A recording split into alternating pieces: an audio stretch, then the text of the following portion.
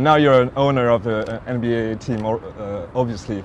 Do you still dream of getting a seventh ring someday with the Charlotte Hornets? That's one of the reasons I'm still connected to the game. I want to win another championship as an owner. I know that's a lot harder because I have very little influence in terms of me playing. So I got to live vicariously through the players that I select, and it's a part of my team and the coaching staff. But when it happens, it's gonna be just as good. I'm enjoy it. It's something I'm looking forward to, and strive for it each and every day.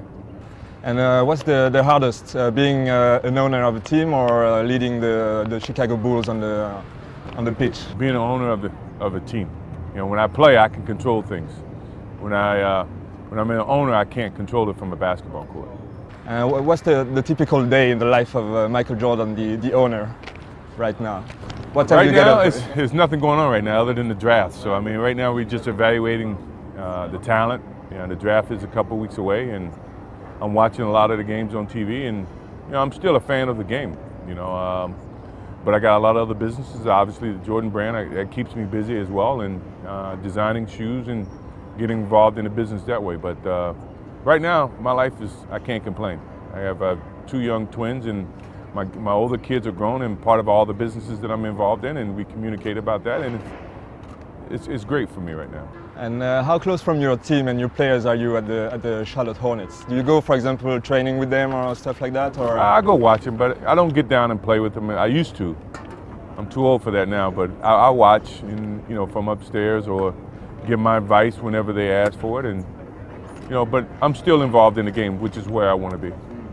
And do you think if you play against some of your guys right now, do you sometimes do that or not? Or could you win on one-on-ones against them? Or? I'm pretty sure I can, so I don't want to do that and demolish their confidence, so I stay away from them. I let them think they're good. They think that they are good, but I'm too old to do that anyway.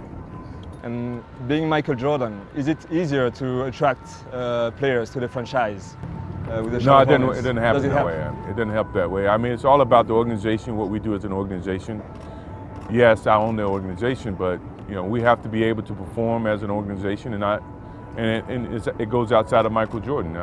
These kids are very smart. They want to win. They want to compete, and we have to put together a good program and a good organization that that succeed to that. And does it help? Not really. Not really.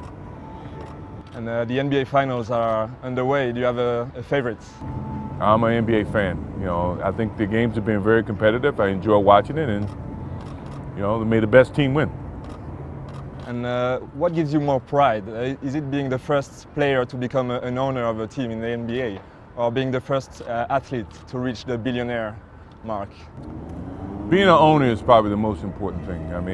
You're still connected to the team. You still can influence tomorrow's athletes. The thing is, I don't do this to make money. I do it because I love the game. I love the game of basketball. And if the game continues to grow because of that love, great. And the business is always going to be wrapped up into it, but that doesn't drive me. I love the game of basketball. And obviously you're here for the brand, Jordan brand, which is very, very successful. Do you think maybe in 10 or 20 years the young kids will know the shoes more than Michael Jordan? They will know the brand, the Jordan brand? I don't think you have to wait 10 or 20 years. I think I haven't played for 15 years almost, and the kids and the brand seems just as hot, And I think it's a credit to our team, to all the people that work with the brand. We try to send a very strong message about what the brand and the game, how that correlates with each other, and I think the consumers understand that. And it's much bigger than Michael Jordan, the person. And what's the biggest difference you think between the basketball game that you played back then and right now? How has it changed?